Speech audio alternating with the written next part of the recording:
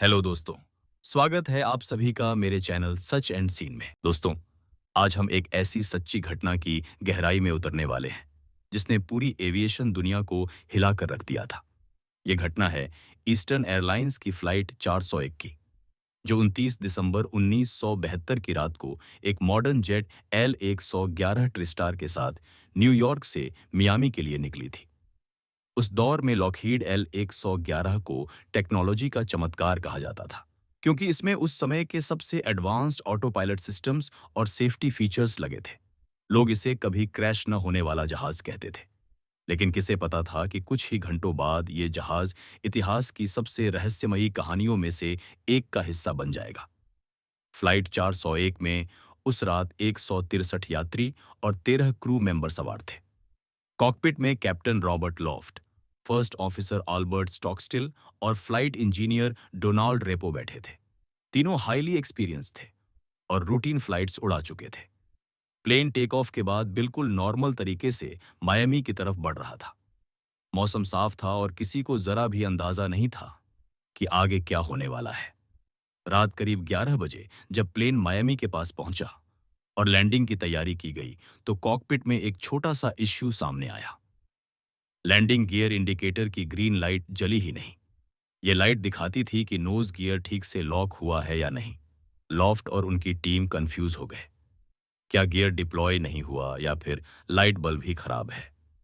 उन्होंने auto pilot लगा दिया और प्लेन को एक होल्डिंग पैटर्न में घुमाते रहे ताकि इस समस्या को चेक कर सकें। पूरा क्रू उस छोटी सी लाइट में उलझा रहा। उन्होंने पैनल्स खोले, बल्ब निकाला, फिर से लगाया। हर कोई उसी पर ध्यान दे रहा था। लेकिन इसी दौरान कुछ बेहद खतरनाक हो रहा था। ऑटो पायलट गलती से डिस्कनेक्ट हो चुका था और प्लेन धीरे धीरे एल्टीट्यूड खो रहा था। यह डिसेंट इतना सटल था कि किसी ने नोटिस ही नहीं किया। कॉकपिट वॉइस रिकॉर्डर में उनकी बातचीत रिकॉर्ड हुई, जिसमें सब लोग बस उस बल्ब पर चर्चा कर रहे थे और सेकंड्स धीरे धीरे मौत की तरफ बढ़ रहे थे। आखिरकार 11:42 पर प्लेन एवरग्लेड्स के अंधेरे दलदली इलाके में भयानक क्रैश कर गया। इम्पैक्ट इतना तेज था कि प्लेन कई टुकड़ों में बंट गया। बॉडीज और मलबा दलदल में फैल गया। 101 लोग मौके पर ही मारे गए और बाकी घायल पैसेंजर्स और क्रू रात भर उस दलदल में मदद के लिए चीखते चिल्लाते रहे। रेस्क्यू ऑपरेशंस बेहद कठिन थे, क्योंकि वो इलाका अंधेरा, कीचड़ और क्रोकोडाइल्स से भरा हुआ था। हेलीकॉप्टर्स और बोट्स पहुंची, लेकिन वहां पहुंचकर भी लोगों को ढूंढना और निकालना बहुत मुश्किल था। सर्वाइवर्स ने बाद में बयान दिया कि क्रैश के बाद एब्सोल्यूट साइलेंस और फिर अचानक चीखें और अंधेरे से आती आहटें उन्हें हमेशा के लिए डर में छोड़ गईं। क्रैश के बाद एनटीएसबी ने इन्वेस्टिगेशन की और पाया कि मुख्य कारण एक छोटी ह्यूमन एरर थी। ऑटो पायलट डिस्कनेक्ट हो गया था और क्रू ने कभी एल्टीट्यूड मॉनिटर नहीं किया। सारी एनर्जी बस एक बल्ब पर खर्च हो गई। एक छोटी गलती ने 101 जिंदगियां ले लीं। ये एविएशन हिस्ट्री का सबसे ट्रैजिक ह्यूमन एरर माना जाता है।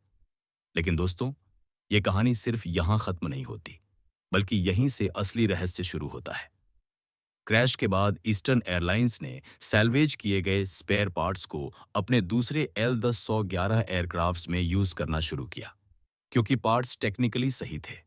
और तभी रिपोर्ट्स आने लगीं कि नए प्लेन्स में अजीब-अजीब पैरानॉर्मल घटनाएं हो रही हैं। फ्लाइट अटेंडेंट्स और पायलट्स ने बताया कि उन्होंने कॉकपिट और कैबिन में कैप्टन लॉफ्ट और डोनाल्ड रेपो के गोस्टी फिगर देखे।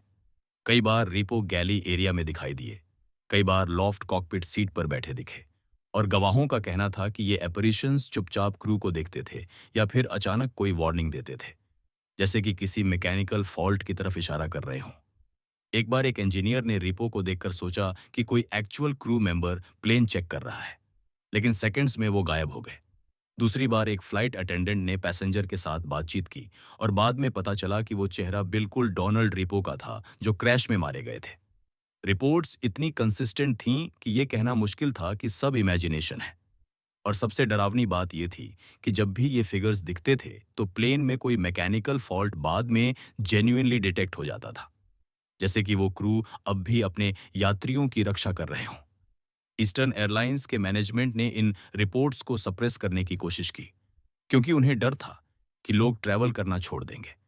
उन्होंने कहा कि ये सिर्फ रूमर्स हैं, लेकिन डोजन्स गवाहों की स्टेटमेंट सामने आई। कुछ ने तो एफिडेविट पर साइन करके कंफर्म किया कि उन्होंने लॉफ्ट और रिपो को देखा था।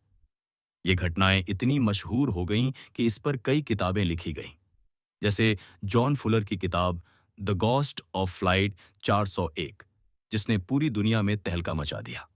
इसके अलावा हॉलीवुड ने भी इस पर बेस्ड मूवीज और टीवी डॉक्यूमेंट्रीज बनाई, जिससे फ्लाइट 401 का नाम हमेशा के लिए पैरानॉर्मल मिस्ट्रीज में दर्ज हो गया।